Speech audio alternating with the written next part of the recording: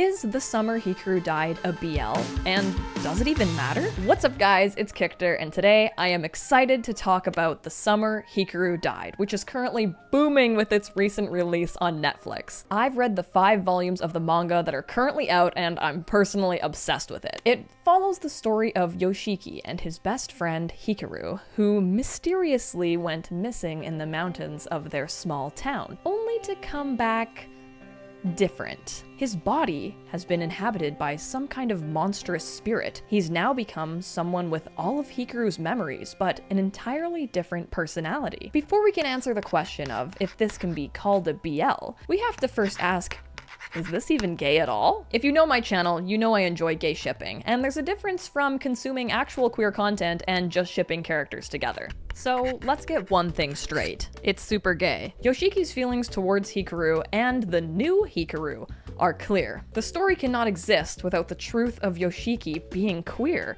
It's not subtle either. This is not just a Fujoshi pleading to you that Gojo and Geto were definitely in love. Yoshiki absolutely loved Hikaru. And then he died, and now he's experiencing a whirlwind of emotions as he connects with this monster that gives him things the original Hikaru did not. Is it gay if you're an eldritch being in a boy's body? Actually, yes. The cinematic history of queerness being associated with monstrous others actually does make being an eldritch being in a boy's body inherently gay. But that's neither here nor there. Due to censorship, homophobia, and just the lack of representation, or media literacy, this week I saw people shipping Hikaru with Asako. Because these characters are both boys, suddenly there's room for debate. So very quickly, I will be providing examples of the show's queerness. And if I missed any notable ones, please leave comments down below. Now remember, we haven't answered the question if these instances make the show a BL or not. We're just talking about if it's gay. Yoshiki has chronic stomach cramps. He can't sleep and has extreme grief since Hikaru died. Now, I'm not saying that extreme grief over a friend is inherently gay. If we only saw Yoshiki grieving and none of the other stuff, sure, you could argue he just really missed his friend. But tell me, if I photoshopped some pigtails on Hikaru and showed you Yoshiki grieving in his bed for 6 months, there's no way you'd say he had platonic feelings for her. Now, this combined with Yoshiki's gaze. The anime literally gives us Yoshiki's POV. You can see how he turns his head away in shyness in the intro, caught staring. You can catch his eyes rake up Hikaru's bare stomach when he's sleeping. And in the manga, new Hikaru actually inquires if Yoshiki was gay for the original Hikaru because he caught him staring at his midriff. In this iconic moment, new Hikaru has no issue saying he likes Yoshiki, something Yoshiki laments the original Hikaru would have never said so openly. 5 volumes into the manga, and new Hikaru even admits that he loves Yoshiki, but his love is founded in obsession with his gentle soul and wanting to consume him. To me, these are just some obvious moments that can clue into anybody that this show is going to be about queerness. And we haven't even talked about Hikaru's monster form. Once that comes out, Yoshiki experiments with him multiple times, putting his hand inside him, to which the both of them feel pleasure. And later, new Hikaru's form can't help but consume him whole, pulling him in, and Yoshiki, despite being shaken, says it feels good and wants to continue living with him. These themes are brought up directly. There are even other gay characters. A man is called diseased by the town when he's actually just gay, and Yoshiki adamantly defends him, telling Hikaru that this man wasn't sick. One of them LGBTs, if you will. Another is that Yoshiki actively wants to escape the village and go to the city. He wants to get away from the small town that makes him feel like the other. Despite all of this, censorship and homophobic people are still trying to sanitize these scenes. Translations tried to make the I like you scene less gay, but some things can't be lost in translation or spun in another direction by the most homophobic of people. While there is the plot of what the heck is Yoshiki supposed to do with this monster, and the furthering plot of the mystery of the town and the ghosts in the mountain, the main conflict is really about how Yoshiki should feel about this new Hikaru. With that being such a load-bearing part of the plot, it doesn't feel right to say, well, it's just a horror manga that happens to have a gay character. I've seen countless Reddit threads of people recommending this, saying it's not a BL, he just happens to be gay. With that in mind, I understand where some people are coming from, because BL has some baggage attached to it. With that in mind, I think we should just read what the mangaka Moku Moku Kuren has to say about the Summer Hikaru Dies genre. I still think that the genre of the Summer Hikaru Died is something that readers are free to think about, but I describe it as coming-of-age horror because I think it should be a story that also empathizes with people who have been left behind about romance and sexuality. That's why I describe it as youth horror. I think the key is the fear of not being normal and not having a place to belong, which is shared by people of all walks of life, regardless of demographic.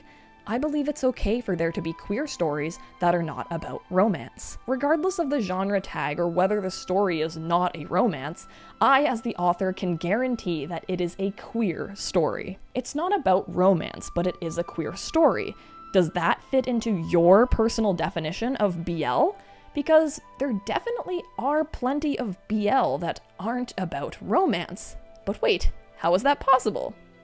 I think it's time for a lesson in the history of BL. The basic definition is simply male romance media from Japan, primarily made by women for women. But there appears to be a divide between Western fans online. On one hand, you have fans who embrace a wide variety of queer stories and relationships under the label BL, and lovingly use terms like yaoi to describe both fan-made and canon ships, regardless of the media's origin.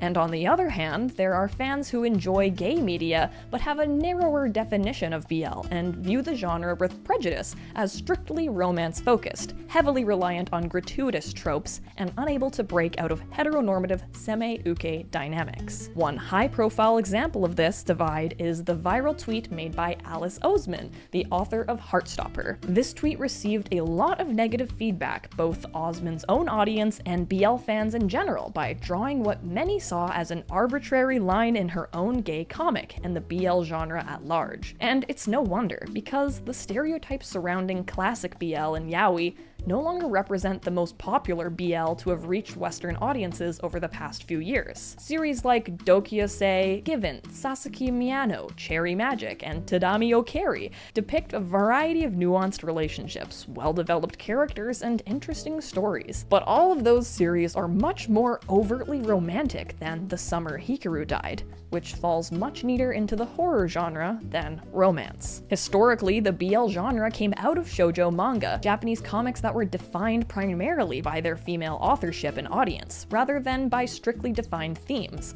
Authors of shoujo manga from the 1970s through the 90s explored stories of forbidden love and taboo relationships with characters that defied gender binaries, and soulmate relationships that transcended the labels of platonic or romantic. As the BL genre became more established with its own magazines and readership, it had more opportunity to be labeled and separated from other genres, and today it seems even more clear-cut than ever, with a surprising amount of popularity and representation in anime, no subtlety or queerbaiting required. But even so, it would be a huge leap to claim that a genre label is what makes a series BL or not. This does circle back around to the original question of whether it matters at all. Just as there is a divide between Western fans of BL and gay media, there may also be a stigma in the manga industry between merits of BL versus more traditional genres, such as horror. Despite the wide variety of compelling stories within BL, prejudice against homosexual relationships is still a real-world problem that impacts even the definition of genre itself. I think the fact that this mangaka is not shying away from the fact it has a queer relationship is definitely something to be proud of. Something to consider is that BL as a genre is so stigmatized that the moment you write something outside of a stereotypical slice of life romance, you're suddenly not allowed to call it boys' love anymore. Ask yourself this: if you're trying to list off titles that everyone would know that are BL, would Banana Fish come to mind? That's definitely a thriller action manga, not a romance, but many people refer to it as a BL. And also to consider, unfortunately, when someone asks if a show is BL, you're not even sure if it's because they're looking to connect with a queer story. They might be trying to avoid it. There are just as many Reddit threads of people complaining about the Summer Hikaru Died being gay as there are people fighting over the BL label. Imagine telling somebody the Summer Hikaru Died is not BL, and then they come across this scene, and then they say, "This is super gay." So, is the Summer Hikaru Died a BL? The truth is, it doesn't need the label to validate its queerness. Yoshiki's love, loss, and conflicted intimacy with both versions of Hikaru are the spine of the story. The genre tag might shift depending on who's categorizing it, but the queerness is immovable, undeniable, and essential. Whether you call it BL, queer, or just youth horror, the story exists in the liminal space between love and grief, between longing and dread, and you can try and pry that queerness from my cold, dead hands. At which point an eldritch being will possess me. All in all, I think it's super cool that this mangaka is like, I'm writing a horror story and it is queer as fuck. Leave a comment with your personal description of BL. For me, I think I would call this a BL, but I also categorize Number 6 and Banana Fish as a BL in my own opinion, but I'd love to hear yours down below. If you like this video, be sure to hit the like button and subscribe, and consider checking out my YouTube membership for exclusive videos and live streams every week. Thank you guys so much for watching, and I'll see you next time. Bye!